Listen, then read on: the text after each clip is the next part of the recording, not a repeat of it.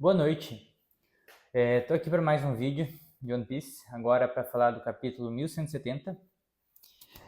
Mas antes, né, sempre fazer um merchan da minha marca, Lampert, camisetas esportivas, por enquanto só tem esse modelo. A gente ainda não tem o site, a gente está no finalmente do site.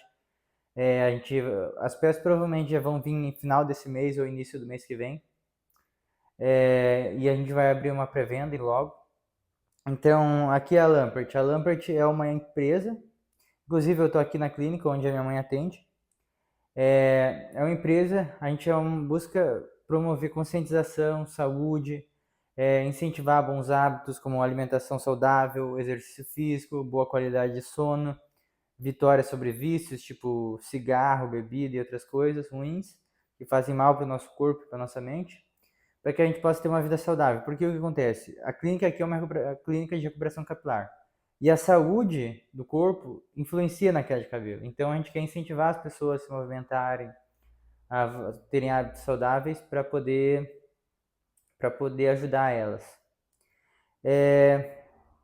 Então, é isso. E, junto a isso, eu quero que você se inscreva no canal, deixe seu like e também comente alguma coisa e compartilhe com seus amigos esse vídeo, compartilhe com mais pessoas, para a gente poder atingir mais pessoas, ter uma comunidade maior e poder, tipo, juntar essa tripulação para alcançar One Piece. Seja você do Brasil, seja você de outros países, porque eu quero que outras pessoas de outros países também me assistam. Daí, no caso, vai ter legenda no seu idioma, né? Se é inglês, espanhol ou outro idioma além desse.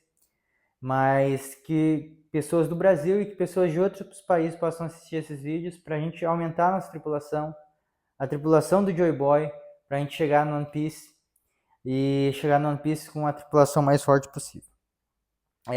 Então vamos lá. Usar o meu chapéu aqui. Falar desse capítulo.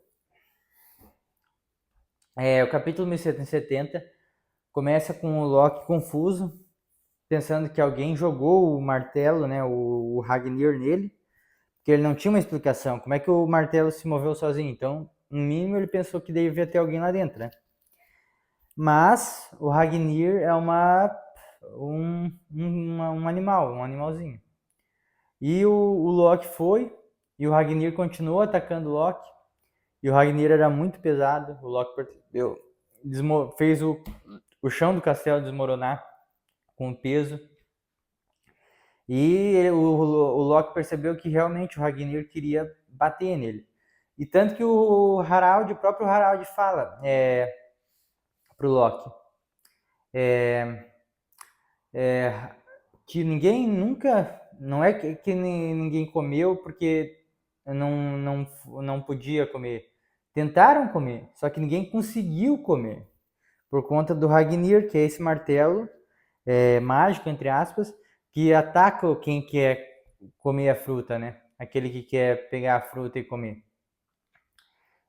Realmente, só para quem, de certa forma, é digno. O martelo, o Ragnir, é para testar a dignidade da pessoa. Se aquela força, se a força que a pessoa tem é suficiente, que o gigante tem, é suficiente para ser digno da fruta que está dentro do baú. Então, isso é muito legal porque a fruta, né, não é a Hito no Mi. É outra fruta. Não é a Hito no Mi modelo Nika. É outra fruta. E veio num vídeo, eu assisti um vídeo do que pode ser essa fruta e depois mais pra frente eu vou falar. Tanto que o Loki consegue domar o Ragnir deixa o Loki comer depois que o Loki dá uma marretada no Ragnir. E daí o Ragnir se transforma num esquilo. E esse esquilo fica com um galo, né, na cabeça dele, que seria o martelo. E daí, por conta desse golpe forte que o Loki deu, ele se provou digno de comer a fruta, a fruta que estava dentro do baú. E com isso, ter poderes, né, para conseguir derrotar o Araldi. Enquanto isso, o Araldi está lá recebendo golpes do Shanks e do Gaban. golpes imbuídos com o Haki do Rei. Porque o que acontece? O Haki do Rei, ele afeta esses usuários, essas pessoas que estão sob o poder de Mu, os Cavaleiros de Deus. E uma coisa legal que o Gaban falou ali pro Shanks, é que os Cavaleiros de Deus sempre tentaram derrotar os Pirata Rogers e levar o Shanks de volta para Marejoa. E o Shanks não sabia disso, mas o Gaban mesmo fala que sempre derrotaram eles, sempre bateram neles e mandaram eles embora. Porque justamente a tripulação do Roger é uma tripulação muito forte. Quase todos, muitos tripulantes tendo o Haki do Rei. Então não tem para ninguém. Então, né, o Gaban fala ali, né, que os Cavaleiros de Deus tentaram saquear o Shanks, mas nunca conseguiram por conta desse Haki do Rei elevado. Então esse Haki do Rei é uma arma contra os Cavaleiros de Deus, contra aqueles que têm a marca de Mu ou que estão sob o Dome Reverso, como já aconteceu no capítulo, né? Capítulos anteriores com Rox, que foi derrotado com a junção do Haki máximo do Rei do Roger junto com o Garp. Ali o Shanks, o Loki come a fruta e ele se transforma. Acontece uma transformação ali. E uma coisa que parece acontecer é que o poder de ataque do Loki aumenta e a velocidade dele aumenta também. E ele parece estar com uma forma de um ser... Ele parece ficar ainda mais alto do que ele já é. Tipo, ele é grande já, sendo Loki, mas ele parece ficar mais alto ainda depois que ele come a fruta. E, né, eu falei de qual que é a provável fruta que tem ali no baú. E olha só que coisa curiosa, né? Parece é uma coisa da providência mesmo, do Criador. Eu estava escutando um vídeo, escutando música, né? De One Piece, hoje de tarde. E eu escutei e caiu numa música do Loki. Eu acho que agora eu não lembro nem se foi eu que coloquei ou só se caiu lá. Eu acho que foi eu que coloquei até. E a música falava que o Loki, que era uma teoria, que o Loki aquela fruta poderia ser uma zoa mítica, uma Ryori-no-Mi, que seria a fruta do dragão, modelo Nidhogg, que é uma serpente, um dragão da mitologia nórdica. E agora, falando da mitologia nórdica, né, que eu já falei em outros vídeos, que o Oda se inspira muito em culturas e mitologias para criar os personagens, para criar os ambientes, né? E uma coisa legal é que o Oda, para Elbaf, ele se inspirou na mitologia nórdica. Até a árvore, né? Yggdrasil, que é aquela árvore gigantesca que alcança o céu. E o martelo Ragnir, é um esquilo. Olha só que legal.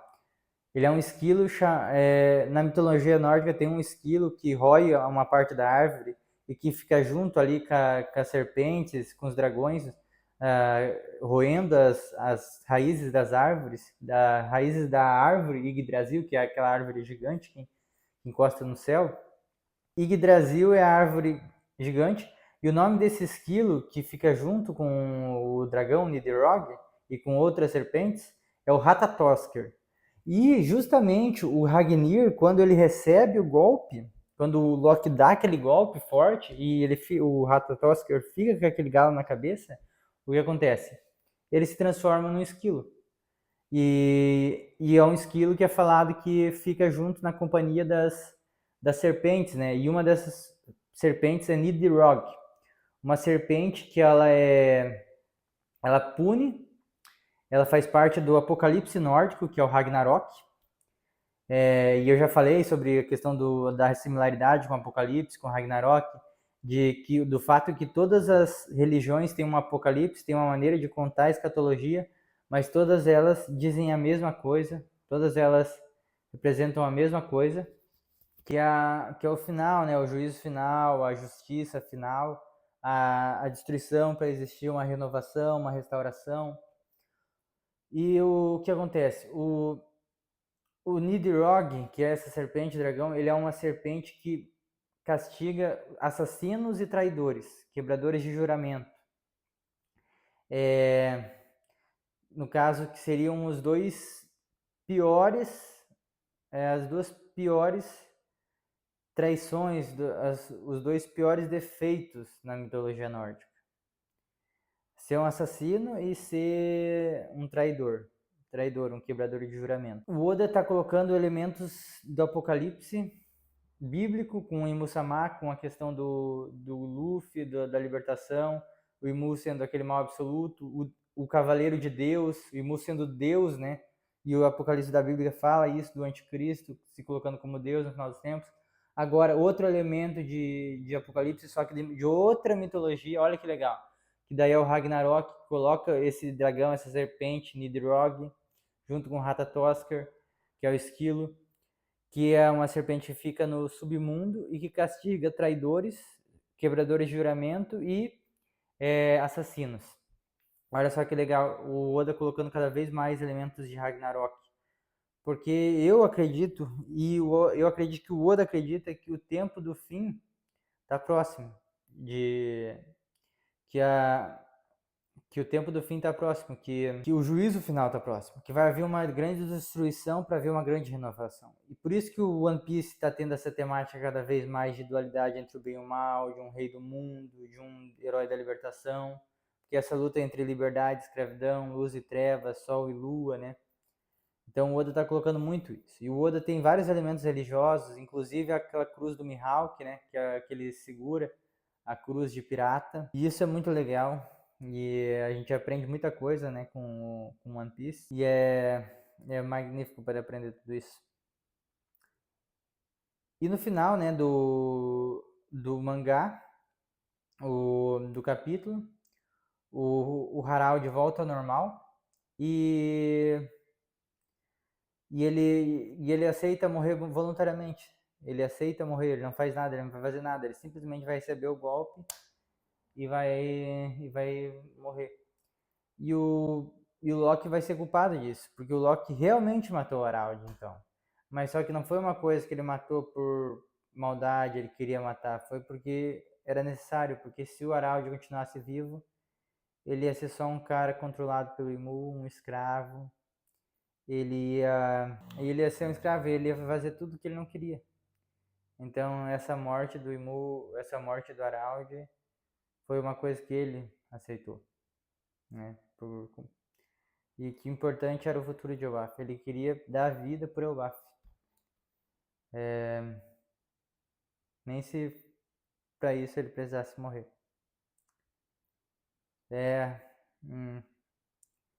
E aí isso é muito importante, porque o Harald, ele foi enganado, mas ele não foi um traidor. Ele foi fiel a Elbaf até o fim. Ele pediu a morte, porque ele sabia que se ele não morresse, ele ia ser escravo. Isso é muito legal, porque ele preferiu a morte do que a escravidão. Porque quando você é escravo, você não vive mais pela própria vontade, você vive pela vontade de quem é seu senhor, vamos dizer assim, no caso ali do Harald e Musamá. E isso tem um significado muito profundo, porque às vezes a Bíblia também fala isso, nas duas testemunhas mártires, né, que morrem por conta na luta contra a besta, que elas vão aceitar a morte para não ser escravos, porque se elas serem escravas, elas não vão mais ser elas mesmas, né? Então isso é muito, muito, muito importante, muito profundo de pensar e refletir sobre tudo isso, sobre a mensagem do One Piece, de aceitar a morte, mas não ser escravo. Não seja escravo. A liberdade está acima da vida.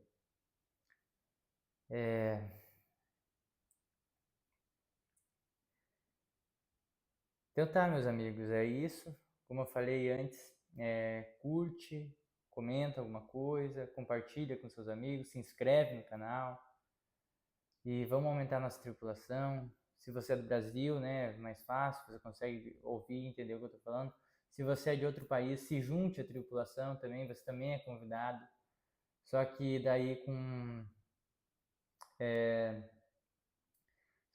com legendas, né, no vídeo. Mas é isso que eu tinha para falar nesse vídeo. Nos vemos no próximo capítulo, dia 18 de janeiro, tem mais um capítulo. E vamos juntos nessa jornada até o One Piece. Embora, meus amigos, muito obrigado, é nóis. Rumo ao One Piece!